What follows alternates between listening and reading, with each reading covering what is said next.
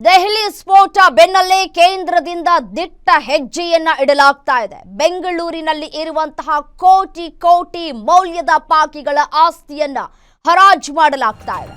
Silicon ಸಿಟಿಯಲ್ಲಿದೆ ಪಾಕಿಸ್ತಾನಿಗಳ ಕೋಟಿ ಕೋಟಿ ಆಸ್ತಿ. ಬೆಂಗಳೂರಿನ ಹೃದಯ ಭಾಗದಲ್ಲೇ ಇದೆ ಪಾಕಿಗಳ ಪ್ರಾಪರ್ಟಿ ಹರಾಜಿಗೆ ಕೇಂದ್ರ ಸರ್ಕಾರ ಮುಂದಾಗ್ತಾ ಇದೆ. ರಾಜಭವನ ರಸ್ತೆಯಲ್ಲಿರುವ ಪಾಕಿಗಳ ಆಸ್ತಿಯನ್ನ ಹರಾಜಿಗೆ ಸಿದ್ಧತೆಯನ್ನ ಮಾಡಿಕೊಳ್ತಾ ಇದೆ.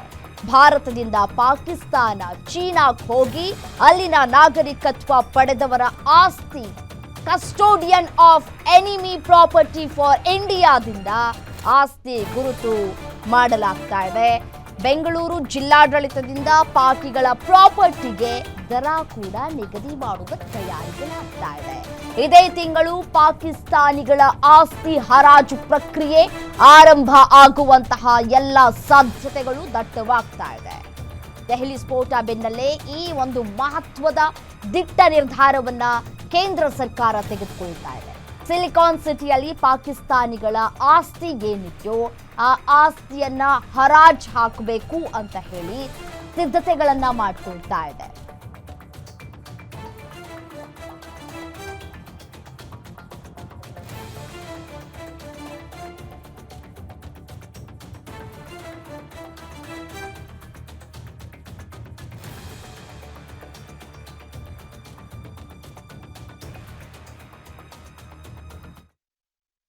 ಇದೇ ವಿಚಾರಕ್ಕೆ ಸಂಬಂಧಪಟ್ಟಂತೆ ಮತ್ತಷ್ಟು ಡೀಟೇಲ್ಸ್ ಕೊಡ್ತಾ ಹೋಗ್ತಾರೆ ನಮ್ಮ ಪ್ರತಿನಿಧಿ ಚರಣ್ ದೂರವಾಣಿ ಸಂಪರ್ಕದಲ್ಲಿದ್ದಾರೆ. ಚರಣ್, ಕೆಂಪುಕೋಟೆಯ ಬಳಿ ಬಾಂಬ್ ಬ್ಲಾಸ್ಟ್ ಪ್ರಕರಣ ಆದ ನಂತರ ಕೇಂದ್ರ ಸರ್ಕಾರ ದಿಟ್ಟ ಹೆಜ್ಜೆಯನ್ನ ಇಡ್ತಾ ಇದೆ.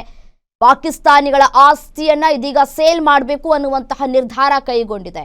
ಎಷ್ಟು ಕೋಟಿ ಮೌಲ್ಯದ ಆಸ್ತಿ ಇರಬಹುದು ಅಂದಾಜು? ಯಾವಾಗ ಸೇಲ್ ಆಗಬಹುದು? ಈ ಹರಾಜು ಪ್ರಕ್ರಿಯೆ ಆರಂಭ ಆಗೋದಕ್ಕೆ ಇನ್ನು ಎಷ್ಟು ದಿನಗಳು ಬೇಕಾಗಬಹುದು?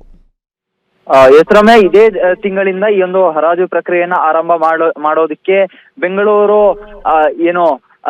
ಡಿಸಿ ಸಿದ್ಧತೆಯನ್ನ ಮಾಡ್ಕೊಂಡಿರುವಂತದ್ದು. ಅಂತ ಹೇಳಿದ್ರೆ ಕೇಂದ್ರ ಸರ್ಕಾರದಿಂದ ಏನು ಶತ್ರು ಆಸ್ತಿ ಅಂತ ಏನು ಹೇಳ್ತೀವಿ, ಎಮಿನಿ ಪ್ರಾಪರ್ಟಿಗಳನ್ನ ಗುರುತಿಸಲಾಗಿತ್ತು. ಸುಮಾರು 350ಕ್ಕೂ ಹೆಚ್ಚು ಕೋಟಿಗೂ ಬೆಲೆ ಪಟ್ಟಿರುವಂತಹ ಈ ಒಂದು ಪ್ರಾಪರ್ಟಿಗಳೇನಿದೆ, ಅದು ಬೆಂಗಳೂರಿನ ಹೃದಯ ಭಾಗದಲ್ಲಿರುವಂತಹ ಪ್ರಾಪರ್ಟಿಗಳೇನಿದೆ, ಅದನ್ನ ಕೇಂದ್ರ ಸರ್ಕಾರ ಗುರುತಿಸಿತ್ತು. ಅದನ್ನ ಇಲ್ಲಿಯ ಬೆಂಗಳೂರು ಡಿಸಿಗೆ ಹ್ಯಾಂಡ್ ಓವರ್ ಅನ್ನ ಕೂಡ ಮಾಡಿತ್ತು. ಅದನ್ನ ಕಸ್ಟಡಿಗೆ ತೆಗೆದುಕೊಳ್ಳೋದಕ್ಕಾಗಿ ಅವರನ್ನ ನೇಮಕವನ್ನ ಕೂಡ ಮಾಡಿತ್ತು. ಅದಾದ ಬಳಿಕ ಇದೀಗ ಸಂಪೂರ್ಣವಾಗಿ ಸುಮಾರು 5 ಜಾಗದಲ್ಲಿ ಈ ಒಂದು ಆಸ್ತಿಗಳನ್ನ ಕಸ್ಟಡಿಗೆ ತೆಗೆದುಕೊಳ್ತಾ ಇರುವಂತದ್ದು.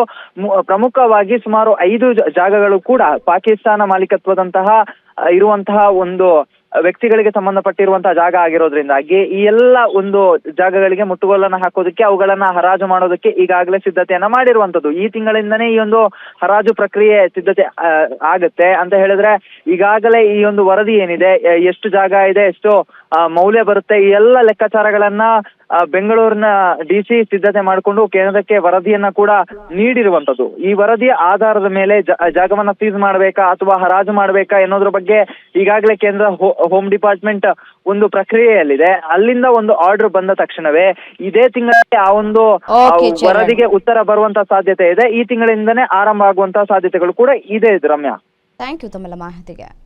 1968 ಏನಿದೆ ಅದರಡಿಯಲ್ಲಿ ಎನಿಮಿ ಪ್ರಾಪರ್ಟಿ ಅಂತ ಗೌರ್ಮೆಂಟ್ ಆಫ್ ಇಂಡಿಯಾ ಕೆಲವು ಪ್ರಾಪರ್ಟಿಗಳನ್ನು ಸೀಸ್ ಮಾಡುತ್ತೆ.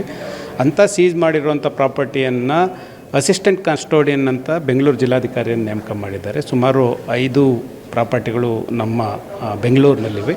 ಆ ಪ್ರಾಪರ್ಟಿಗಳನ್ನು ನಾವು ಈಗಾಗಲೇ ಇವ್ಯಾಲ್ಯೂಯೇಷನ್ ಮಾಡಿ ಇಷ್ಟು ಪ್ರಾಪರ್ಟಿ ವರ್ತ್ ಆಗುತ್ತೆ ಅಂತ ನಾವು ಗೌರ್ಮೆಂಟಿಗೆ ತಿಳಿಸಿದ್ದೀವಿ. ಗೌರ್ಮೆಂಟ್ ಆಫ್ ಇಂಡಿಯಾ ಅದನ್ನೇನು ಮುಂದೆ ಏನು ಮಾಡಬೇಕು, ಸರ್ಕಾರದ ಪರ್ಪಸ್ಸಿಗೆ ಯೂಸ್ ಮಾಡಬೇಕಾ ಅಥವಾ ಅದನ್ನೇನು ಹರಾಜು ಮಾಡಬೇಕಂತ ಸೂಚನೆಯನ್ನು ಕೊಡ್ತಾರೆ. ಆ ನಂತರ